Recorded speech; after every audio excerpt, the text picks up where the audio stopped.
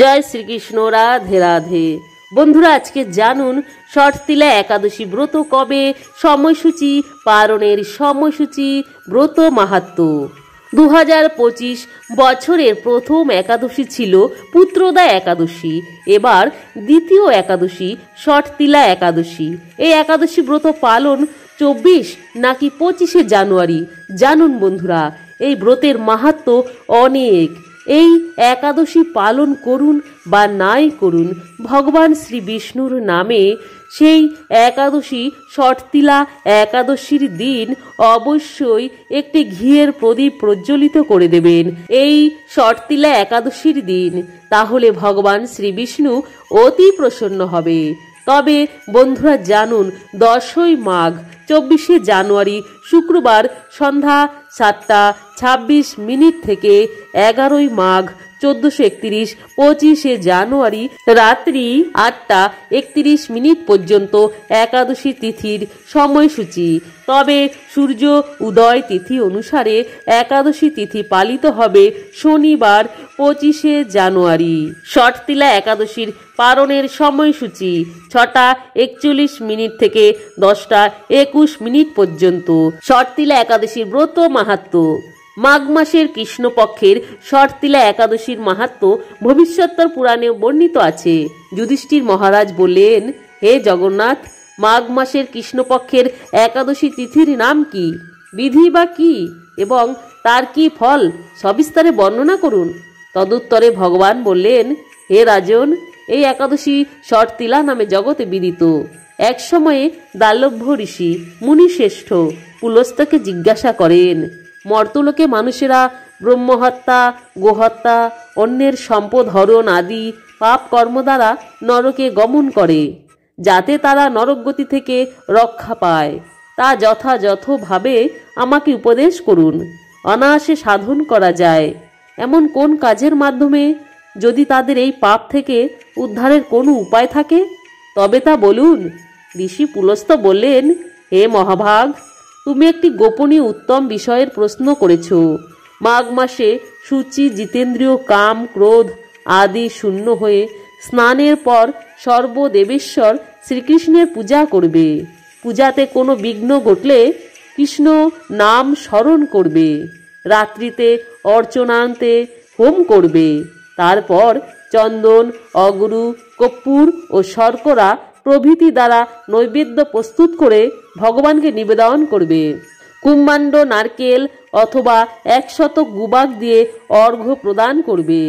কৃষ্ণ কৃষ্ণ কৃপা পুলস্ত গতিনাং গতির্ভব ইত্যাদি মন্ত্রে শ্রীকৃষ্ণের পূজা করতে হয়।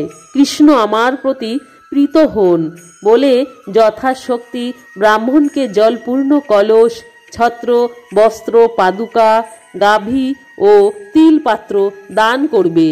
স্নান দানাদি কার্যে কালো তিল অত্যন্ত শুভ।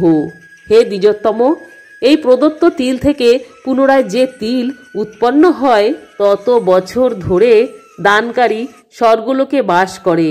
তিল দ্বারা স্নান, তিল শরীরে ধারণ, তিল জলে মিশিয়ে তা দিয়ে অর্পণ, তিল ভোজন এবং তিল দান, এই 6 প্রকার বিধানে সর্বপাপ বিনষ্ট হয়ে থাকে। এই জন্য এই একাদশীর নাম ষটতিলা। হে যুধিষ্ঠির, এক সময় নারদও এই ষটতিলা একাদশীর ফল ও ইতিহাস সম্পর্কে জানতে চাইলে যে কাহিনী আমি বলেছিলাম তা এখন তোমার কাছে বর্ণনা করছি। পুরাকালে মর্তলোকে এক ব্রাহ্মণী বাস করত। সে প্রত্যহ ব্রত আচরণ, দেব পূজা পরায়ণ ছিল। উপবাসক্রমে তার শরীর অত্যন্ত ক্ষীণ হয়ে গেছিল। সেই মহাসতী ব্রাহ্মণী অন্যের কাছ থেকে দ্রব্যাদি গ্রহণ করে দেবতা, ব্রাহ্মণ কুমারীদের ভক্তি ভরে দান করত, কিন্তু কখনো ভিক্ষুককে ভিক্ষা দানও ব্রাহ্মণকে অন্ন দান করেননি। এইভাবে বহু বছর অতিক্রান্ত হলো। আমি চিন্তা করলাম, কষ্টসাধ্য বিভিন্ন ব্রত করার ফলে এই ব্রাহ্মণীর শরীরটি শুকিয়ে যাচ্ছে। সে যথাযথভাবে বৈষ্ণবদের অর্চনও করছে, কিন্তু তাদের পরিতৃপ্তির জন্য কখনো অন্ন দান করেনি। তাই আমি একদিন কাপালিক রূপ ধারণ করে তোমার পাত্র হাতে নিয়ে তার কাছে গিয়ে ভিক্ষা প্রার্থনা করলাম। ব্রাহ্মণী বলল, হে ব্রাহ্মণ, তুমি কোথা থেকে এসেছো, কোথায় যাবে তা আমাকে বলো। আমি বললাম, হে সুন্দরী, আমাকে ভিক্ষা দাও। তখন সে ক্রুদ্ধ হয়ে আমার পাত্রে একটি মাটির ঢেলা নিক্ষেপ করল। তারপর আমি সেখান থেকে চলে গেলাম। বহুকাল পরে সেই ব্রাহ্মণী ব্রত প্রভাবে সশরীরে স্বর্গে গমন করল। মাটির ঢেলা দানের ফলে একটি মনোরম গৃহ সে প্রাপ্ত হল। কিন্তু হে নারদ, সেখানে কোনো ধান ও চাল কিছুই ছিল না। গৃহশূন্য দেখে মহাক্রোধে সে আমার কাছে এসে বলল, আমি ব্রত কিচ্ছু সাধন ও উপবাসের মাধ্যমে নারায়ণের আরাধনা করেছি। এখন হে জনার্দন, আমার গৃহে কিছুই দেখছি না কেন? হে নারদ, তখন আমি তাকে বললাম, তুমি নিজ গৃহে দরজা বন্ধ করে বসে থাকো। মর্তলোকের মানবী সশরীরে স্বর্গে এসেছে। শুনে দেবতাদের পত্নীরা তোমাকে দেখতে আসবে, কিন্তু তুমি দরজা খুলবে না। তুমি তাদের কাছে ষটতিলা ব্রতের পুণ্য ফল প্রার্থনা করবে। যদি তারা সেই ফল প্রদানে রাজি হয় তবেই দরজা খুলবে। এরপর দেবপত্নীরা সেখানে এসে তার দর্শন প্রার্থনা করল। ষটতিলা ব্রতের ফল পেলেই কেবল সেই মানবী দর্শন দেবেন জেনে তাদের মধ্যে এক দেবপত্নী তার ষটতিলা ব্রতজনিত পুণ্যফল তাকে প্রদান করল। তখন সে ব্রাহ্মণী দিব্যকান্তি বিশিষ্ট হল এবং তার গৃহ ধনধান্যে ভরে গেল।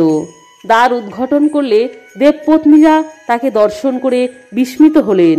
হে নারদ, অতিরিক্ত বিষয় বাসনা করা উচিত নয়। বিত্ত, স্বার্থ ও অকর্তব্য নিজ সাধ্যমতো তিল, বস্ত্র ও অন্ন দান করবে। ষটতিলা ব্রতের প্রভাবে দারিদ্রতা, শারীরিক কষ্ট, দুর্ভাগ্য প্রভৃতি বিনষ্ট হয়।